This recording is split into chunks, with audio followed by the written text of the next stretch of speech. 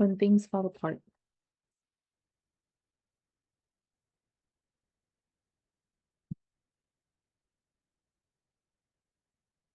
Part 13.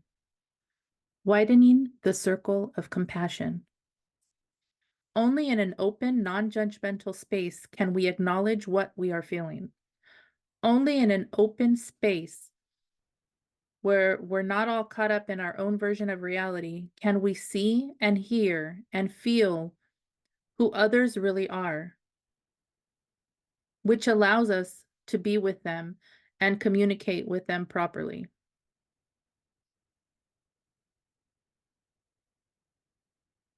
I'm going to do that again. The part like we see and hear, I have been like I was writing about that, journaling about that. So when I saw it, I was like, huh, like a full circle back to. So only in an open, non-judgmental space can we acknowledge what we are feeling. Okay. Only in an open space where we're not all caught up in our own version of reality can we see and hear and feel who others really are, which allows us to be with them and communicate with them properly. So removing judgment in our own version of reality, of what we think is supposed to be, the way we think the reality is supposed to be, what we feel is supposed to be, without that. Okay, okay. But the part, it has like a little blurb before. Okay. When we talk of compassion, we usually mean working with those less fortunate than ourselves. Because we have better opportunities, a good education, and good health, we should be compassionate to those who are poor, who don't have any of that. However, in working with the teachings of how to awaken compassion and in trying to help others, we might come to realize that compassionate actions involves working with ourselves as much as working with others. Compassionate action is a practice, one of the most advanced. There's nothing more advanced than relating with others. There's nothing more advanced than communication, compassionate communication. To relate with others compassionately is a challenge. Really communicating to the heart and being there for someone else, our child, spouse, parent, client, patient, or the homeless woman on the street means not shutting down on the person, which means, first of all, not shutting down on ourselves. This means allowing ourselves to feel what we feel and not pushing it away.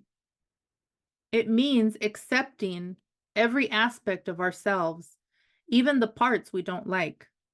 To do this requires openness, which in Buddhism is sometimes called emptiness, not fixating or holding on to anything. Only in an open, non-judgmental space can we acknowledge what we are feeling. Only in an open space where we're not all caught up in our own version of reality can we see and hear and feel who others really are, which allows us to be with them and communicate with them properly. Recently, I was talking with an old man who has been living on the streets for the past 4 years. Nobody ever looks at him. No one ever talks to him. Maybe somebody gives them a little money, but nobody ever looks in his face and asks him how he's doing. The feeling that he doesn't exist for other people, the sense of loneliness and isolation is intense. He reminded me that the essence of compassionate speech or compassionate action is to be there for people without pulling back in horror or fear or anger.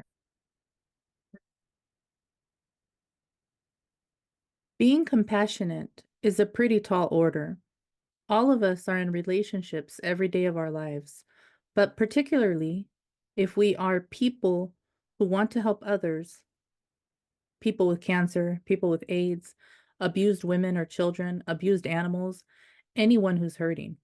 Something we soon notice is that the person we set out to help may trigger unresolved issues in us. Even though we want to help, and maybe we do help for a few days or a month or two, sooner or later, someone walks through that door and pushes all our buttons. We find ourselves hating those people or scared of them or feeling like we just can't handle them. This is true always. If we are sincere about wanting to benefit others, sooner or later, all our own unresolved issues will come up. We'll be confronted with ourselves. Roshi Bernard Glassman is a Zen teacher who runs a project for the homeless in Roshi Bernard Glassman is a Zen teacher who runs a project for the homeless in Yonkers, New York. Last time I heard him speak, he said something that struck me. He said he doesn't really do the work to help others. He does it because he feels that moving into the areas of society that he had rejected is the same as working with the parts of himself that he had rejected. Although this is ordinary Buddhist thinking, it's difficult to live it. It's even difficult to hear that what we reject out there is what we reject in ourselves. And what we reject in ourselves is what we are going to reject out there. But that, in a nutshell, is how it works. If we find ourselves unworkable and give up on ourselves, then we'll find others unworkable and give up on them. What we hate in ourselves, we'll hate in others. To the degree that we have compassion for ourselves, we will also have compassion for others. Having compassion starts and ends with having compassion for all those unwanted parts of ourselves, all those imperfections that we don't even want to look at.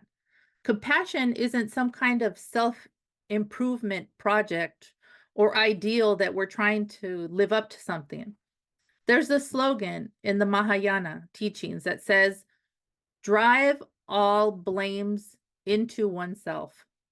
The essence of the slogan is, when it hurts so bad, it's because I am hanging on so tight. It's not saying that we should beat ourselves up. It's not advocating martyrdom. What it implies is that pain comes from holding so tightly to having it our own way, and that one of the main exits we take when we find ourselves uncomfortable, when we find ourselves in an unwanted situation or an unwanted place, is to blame. We habitually erect a barrier called blame that keeps us from communicating genuinely with others. And we fortify it with our concepts of who's right and who's wrong.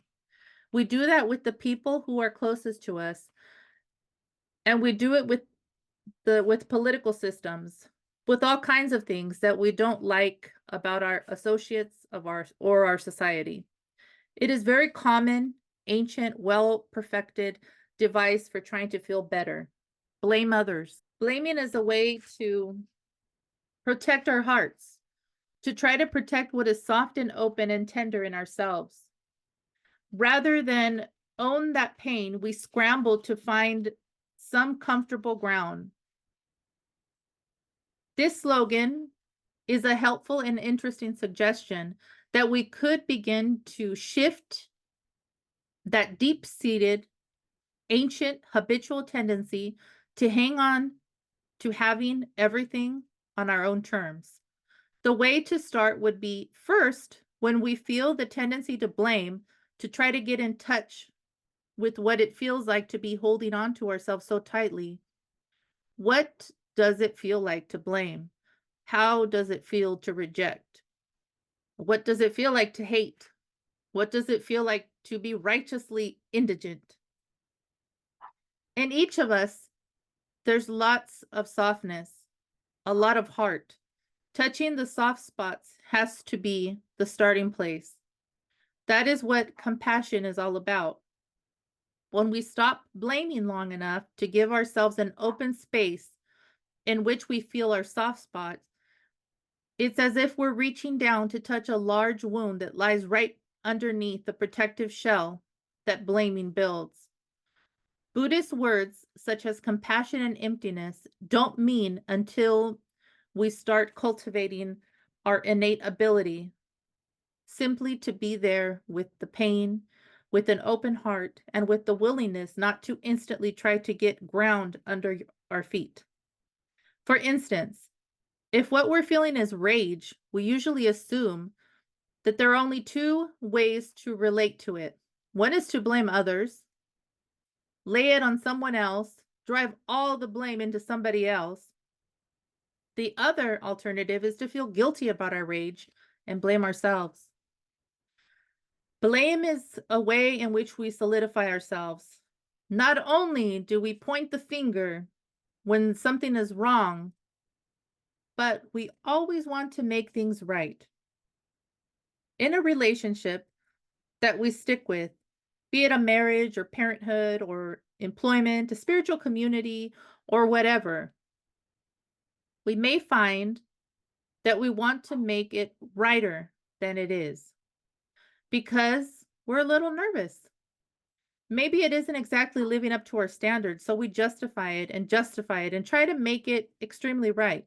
We tell everybody that our husband or our wife or our child or a teacher or support group is doing some sort of peculiar is doing some sort of peculiar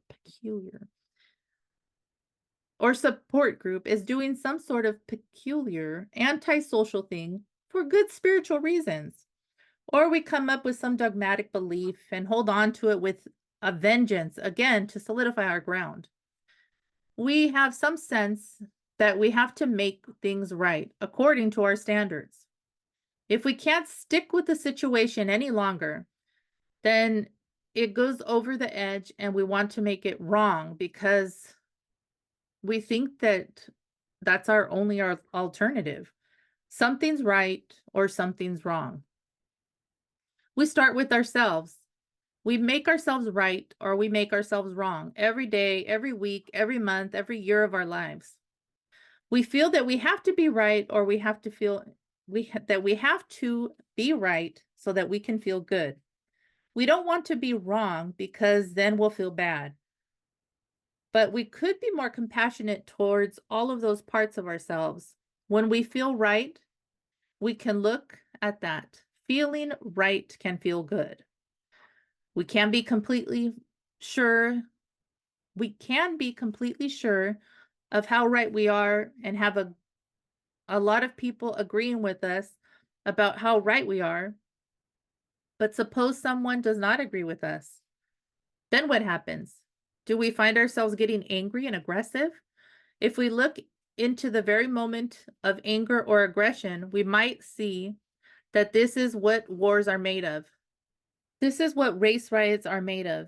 Feeling that we have to be right, being thrown off and righteously indignant when someone disagrees with us. On the other hand, when we find ourselves feeling wrong, convinced that we're wrong, getting solid about being wrong, we could also look at that. The whole right and wrong business closes us down and makes our world smaller. Wanting situations and relationships to be solid, permanent, graspable, obscures the pith of the matter, which is that things are fundamentally groundless. Instead of making others right or wrong, or bottling up right and wrong in ourselves, there's a middle way, a very powerful middle way. We can see it as sitting on the razor's edge, not falling off to the right or to the left. The middle way involves not hanging on to our own version so tightly. It involves keeping our hearts and minds open long enough to entertain the idea that when we make things wrong, we do it out of a desire to obtain some kind of ground or security. Equally, when we make things right, we are trying to obtain some kind of ground or security. Could our minds and our hearts be big enough just to hang out in the space where we're not entirely certain about who's right and who's wrong? Could we have no agenda when we walk into a room with another person, not knowing what to say, not making that person right or wrong? Could we see, hear, feel other people as they really are? It is a powerful practice this way because we'll find ourselves continually rushing around to try to feel secure again, to make ourselves or them either right or wrong. But true communication can happen only in that open space. Whether it's ourselves, our lovers, our bosses, children, local Scrooge, or the political situation, it's more daring and real not to shut anyone out of our hearts and not to make the other into an enemy. If we begin to live like this, we'll find that we actually can't make things completely right or completely wrong anymore because things are a lot more slippery and playful than that. Everything is ambiguous. Everything is always shifting and changing, and there are as many different takes on any given situation as there are people involved. Trying to find absolute rights and wrongs is a trick we play on ourselves to feel secure and comfortable. This leads us to the bigger underlying issue for all of us. How are we ever going to change anything? How is there going to be less aggression in the universe rather than more? We can then bring it down to the more personal level. How do I learn to communicate with somebody who is hurting me or someone who is hurting the lot of people that I love? How do I speak to someone so that some change actually occurs? How do I communicate so that the space opens up for both of us to begin to be in touch of some kind of basic intelligence that we can share? In a potentially violent encounter, how do I communicate so that neither of us becomes increasingly furious and aggressive? How do I communicate to the heart so that a stuck situation can ventilate? How do I communicate so that things that seem frozen, unworkable, are eternally aggressive begin to soften up and some kind of compassionate exchange begins to happen? Well, it starts with being willing to feel what we are going through. It starts with being willing to have compassionate relationship with other parts of ourselves that we feel are not worthy of existing on this planet. If we are willing through meditation to be mindful, not only of what feels comfortable, but also of what pain feels like. If we aspire to stay awake and open to what we're feeling, to recognize and acknowledge it as best we can in each moment, that something begins to change. Compassionate action, being there for others, being able to act and speak in a way that communicates, starts with seeing ourselves when we start to make ourselves right or make ourselves wrong.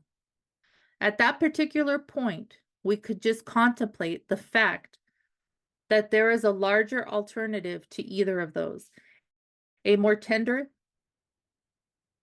shaky kind of place where we could live. This place, if we can touch it, will help us train ourselves throughout our lives to open further to whatever we feel, to open further rather than shut down more. We'll find that as soon as we begin to commit ourselves to this practice, as we begin to have a sense of celebrating the aspects of ourselves that we found so impossible before, something will shift in us. Something will shift permanently in us. Our ancient habitual patterns will begin to soften, and we'll begin to see the faces and hear the words of people who are talking to us. If we begin to get in touch with